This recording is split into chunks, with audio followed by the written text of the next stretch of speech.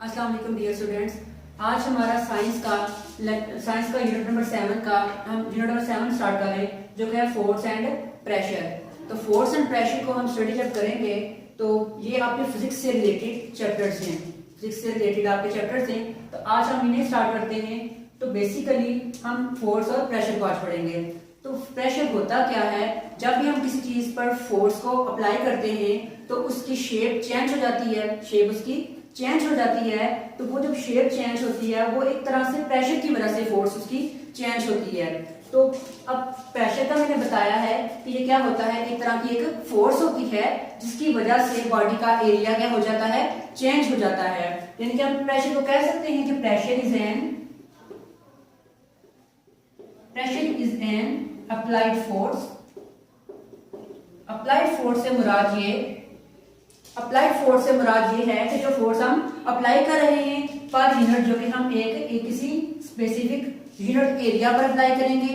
यानी कि प्रेशर एक फोर्स है, अप्लाइड फोर्स, जो कि हम एक यूनिट एरिया पर अप्लाई करेंगे। यूनिट एरिया पर अप्लाई हम एक फोर्स करते हैं जो कि कहलाती है प्रेशर।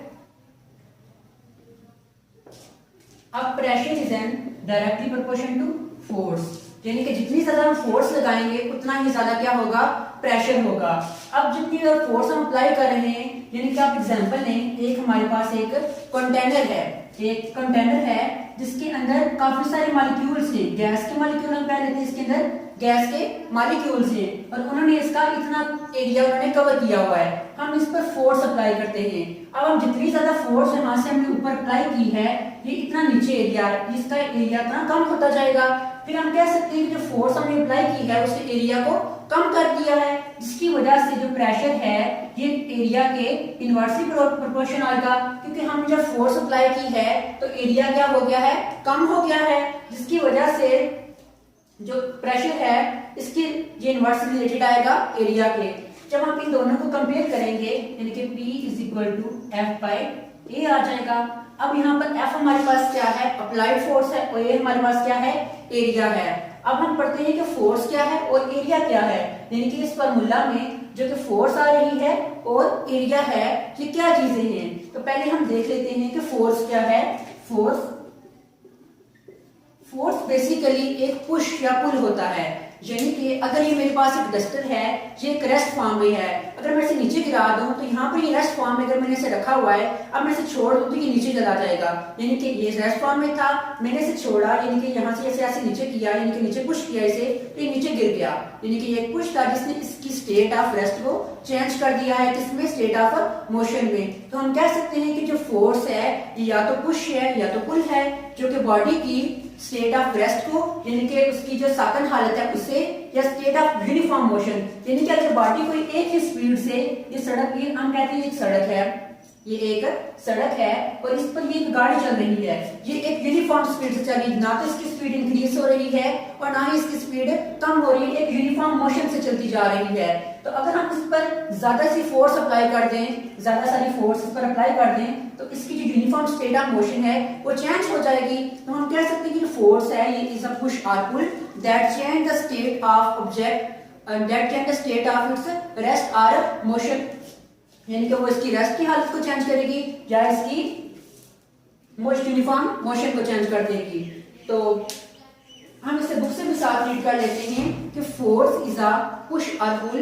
द पुश और pull usually produce some change on which it is applied. यानी कि फोर्स क्या है, एक पुश किया है, यानी कि धकेलना है या अपनी तरफ पुल खींचना है। तो क्या होगा कि फोर्स एक पुश और पुल है जो किसी भी ऑब्जेक्ट पर अप्लाई की जाती है, तो वो उसकी शेप, उसकी जो स्टेट होती है उसको क्या कर देता है, चेंज कर देता है। जनरली हम ये कह सकते हैं कि जो फोर्स है ये एक ऐसा एक्शन है जो कि प्रोड्यूस करता है किसी भी चीज में मोशन। अगर कोई चीज हमारे पास रेस्ट पर है, यानी हम कहते हैं कि ये जो बॉक्स है ये हमारे पास क्या है, रेस्ट हालत में है, तो जब हम इसको फोर्स अप्लाई करेंगे तो उसकी ये स्टेट चेंज हो जाएगी। यानी कि ये एक एक्शन है, force is an action that produce motion, जो कि ये हमारे पास कोई भी रेस्ट फॉर्म ऑब्जेक्ट होगा उसमें ये क्या प्रोड्यूस करेगा, मोशन को प्रोड्यूस करेगा और उसकी जो स्टेट ऑफ रेस्ट थी उसे इसने क्या कर दिया है, चेंज कर दिया है। तो तो या अगर हम ये एग्जांपल ले लें, या अगर हमने कार की एग्जांपल ली थी, जब कार मूव कर रही है यूनिफॉर्म मोशन से, तो हम यहाँ फोर्स अप्लाई की है उस पर,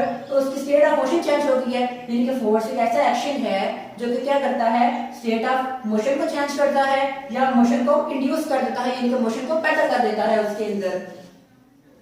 अब फोर्स की जो यूनिट है, फोर्स का यूनिट है वो क्या होगा, ऐसा यूनिट, ऐसा यूनिट ऑफ फोर्स क्या है हमारे पास, न्यूटन। अब जो न्यूटन है ये क्या है, यूनिट ऑफ फोर्स है। अब यहाँ पर हम p की जगह क्या पुट कर देंगे, यहाँ पर फोर्स की हमने क्या पढ़ी है, यूनिट न्यूटन आ गया। अब हमने यहाँ पर एक और चीज भी पढ़ी थी, वो था एरिया, वो था एरिया। अब एरिया क्या होता है, एरिया एक इंटायर सरफेस है जिस पर फोर्स को अप्लाई किया जाता है। यानी कि अगर आपने किसी भी रूम के हिसाब से कोई कारपेट लेना है तो हमें कहते हैं कि उसका एरिया, रूम का एरिया कितना है, रूम का एरिया कितना है, उसकी बेस पर हम क्या लेते हैं, कोई कारपेट लेंगे कमरे के लिए। यानी कि जो एरिया है वो एक इंटायर सरफेस है जिसकी वजह से हम चीजों को मेजर करते हैं। तो एरिया एक इंटायर सरफेस है जिस पर हम फोर्स को अप्लाई करते हैं। तो जो एरिया होता है ये किसके इक्वल होता है, लेंथ मल्टीप्लाई विड्थ के, लेंथ मल्टीप्लाई विड्थ के। अब आपको पता है कि लेंथ हमेशा किस में मेजर होती है, मीटर में, तो लेंथ की जगह मीटर आ गया, मल्टीप्लाई विड्थ है, जो विड्थ भी एक तरह की ये लेंथ की ही फॉर्म होती है। जो विड्थ है ये भी मीटर में मेजर होती है, इसकी जो ऐसा यूनिट है लेंथ और विड्थ की, ये दोनों मीटर में आती हैं। अब जब मीटर और मीटर का जब मल्टीप्लाई करेंगे तो ये क्या आ जाएगा, मीटर स्क्वायर। और एरिया का यूनिट हमारे पास इस इक्वेशन से ड्राइव करने के बाद क्या आ गया हमारे पास, मीटर स्क्वायर आ गया। तो प्रेशर है जो हमारे पास, उसकी एरिया की जगह हम ये पुट कर सकते हैं मीटर स्क्वायर। अब आप देखते हैं कि जो प्रेशर है हमने इसी किसके इक्वल आ गया, न्यूटन ओवर मीटर स्क्वायर के इक्वल आ गया। अब आप देखो कि जो मीटर स्क्वायर है जब ये ऊपर जाएगा तो इसी किसके इक्वल आ जाएगा, न्यूटन पर मीटर स्क्वायर के इक्वल आ जाएगा। अब जो प्रेशर है इसे हम पढ़ लेते हैं, pressure is a perpendicular force applied on a unit area of a body. यानी कि प्रेशर एक परपेंडिकुलर फोर्स है जो कि अप्लाई की जाती है unit area of a body. किसी भी ऑब्जेक्ट या बॉडी के यूनिट एरिया पर जब हम फोर्स अप्लाई करते हैं, परपेंडिकुलर फोर्स, वो क्या कहलाता है, एक वो प्रेशर कहलाता है। अब प्रेशर को हमने पढ़ लिया कि ये क्या होती है, टोटल फोर्स, यानी कि हम जो अप्लाई करते हैं किसी भी जगह यूनिट सरफेस एरिया पर, यानी कि क्या आ गया, फोर्स को हम F से डिनोट करते हैं और एरिया को हम A से डिनोट करते हैं। तो जब प्रेशर की इक्वेशन क्या हमारे पास आ जाएगी, P is equal to F by A आ जाएगा। अब आगे हमने पढ़ा है कि जो फोर्स है इसका यूनिट हमने क्या, फोर्स है वो एक पुश या पुल होता है। फोर्स एक पुश या पुल होता है जो कि बॉडी की स्टेट ऑफ रेस्ट को चेंज करता है, बॉडी की स्टेट ऑफ रेस्ट को चेंज करता है या उसकी मोशन को चेंज कर देता है। बेसिकली फोर्स क्या है यहाँ पर, पुश और पुल, जो कि किसी भी ऑब्जेक्ट की स्टेट ऑफ रेस्ट को चेंज कर देगा, या अगर वो मूव कर रहा है यूनिफॉर्म मोशन से तो उसको चेंज कर देगा। तो जो फोर्स थी ये हमने क्या पढ़ा, इसका यूनिट क्या है, न्यूटन है। तो फोर्स की जगह हमने क्या पुट कर दिया, उसका यूनिट, प्रेशर का यूनिट निकालने के लिए हमने फोर्स की जगह क्या पुट कर दिया, न्यूटन पुट कर दिया। आगे हमने यहाँ पर ये भी पढ़ा था कि एक चीज एरिया भी होती है। अब एरिया एक इंटायर सरफेस होता है जो कि एक इंटायर सरफेस होता है जिसका जो फॉर्मूला है वो किसके इक्वल होता है, लेंथ मल्टीप्लाई विड्थ के इक्वल आता है। अब लेंथ और विड्थ को हम किस में मेजर करते हैं, मीटर में। अब जब हमने दोनों की जगह मीटर पुट कर दिया तो जब मीटर को मीटर से मल्टीप्लाई करेंगे, आपको पता है जब बेसिस इनकी ये वाली सेम हो तो पावर z हो जाती है। यहाँ पर भी 1 था और यहाँ पर भी 1 था। अब जब इन्होंने हमने मजीद सिंप्लीफाई करके लिखे m is equal to m 1 plus 1 एक इसके इक्वल आ गया, m स्क्वायर के इक्वल आ गया। अब हमने प्रेशर का यूनिट जब हम डिराइव कर रहे थे वहां पर फोर्स की जगह तो हमने न्यूटन पुट कर दिया था। अब एरिया की जगह हमने क्या पुट करना है, मीटर स्क्वायर पुट करना है। अब प्रेशर को हमने यहाँ पर रखा हुआ है। अब यहाँ पे देखिए आप, जो मीटर है ये ओवर से नीचे है, जब ये ओवर के ऊपर जाएगा तो इसका जो साइन है पावर का वो क्या हो जाएगा, चेंज हो जाएगा। नीचे आप देखिए यहाँ पर प्लस का साइन था, अब जब ये ऊपर गया है तो मीटर के साथ मीटर पहले स्क्वायर था, अब पर मीटर स्क्वायर हम इसे पढ़ेंगे, यानी कि ये -2 जो होता है इसे पर पढ़ेंगे, न्यूटन पर मीटर स्क्वायर हम इसे पढ़ते हैं। अब जो न्यूटन पर मीटर स्क्वायर है ये किसके इक्वल होता है, Newton per metre square is equal to Pascal. ये किसके इक्वल होता है? पास्कल के इक्वल होता है। जो एसआई यूनिट ऑफ प्रेशर हम कह सकते हैं कि जो SI unit of pressure is Pascal. SI unit of pressure is Pascal. और पास्कल किसके इक्वल है? न्यूटन पर मीटर स्क्वायर के इक्वल। न्यूटन पर मीटर स्क्वायर के इक्वल। Since Pascal is equal to Newton per metre square. समझ आ गई आपको? हम दोबारा रिपीट कर लेते हैं। हम पढ़ रहे हैं फोर्स एंड प्रेशर। तो पहले हमने पढ़ा कि प्रेशर क्या होता है। Pressure is defined as perpendicular force applied on a unit surface area of a body. किसी भी बॉडी में जो परपेंडिकुलर फोर्स हम अप्लाई करते हैं यूनिट सरफेस एरिया के, वो क्या कहलाता है? प्रेशर कहलाता है।